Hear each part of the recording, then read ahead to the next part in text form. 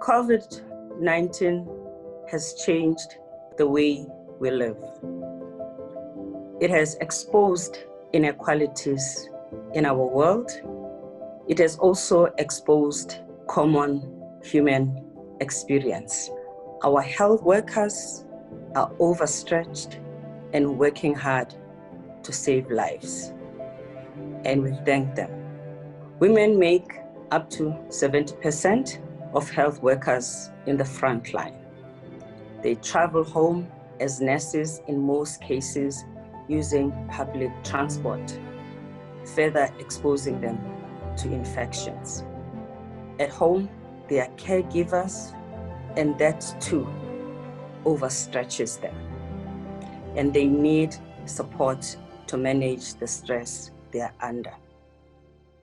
We've also learned about the spike in gender-based violence.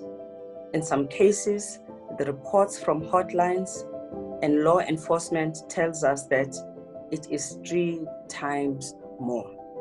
This again needs a swift response. I am making an appeal to leaders to declare the services that address gender-based violence essential services.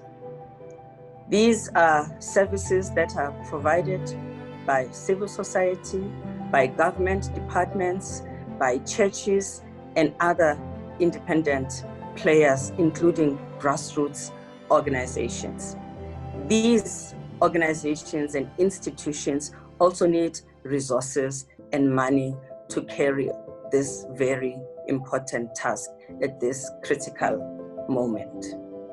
We need to make sure that law enforcement and everyone who is dealing with responding to COVID-19 knows what to do when there is a situation of an abused woman or child. We also call on men's organizations to take responsibility for fighting on the side of women. We call for solidarity, and we call for men's organization to do their best.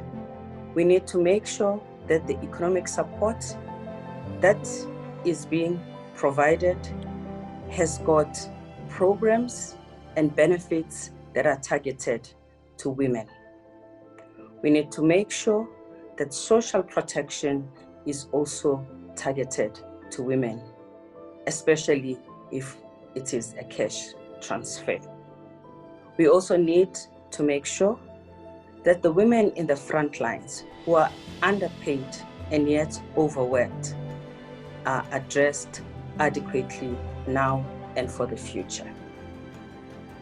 I ask everybody to stay at home because our health workers are staying at work for us. Thank you.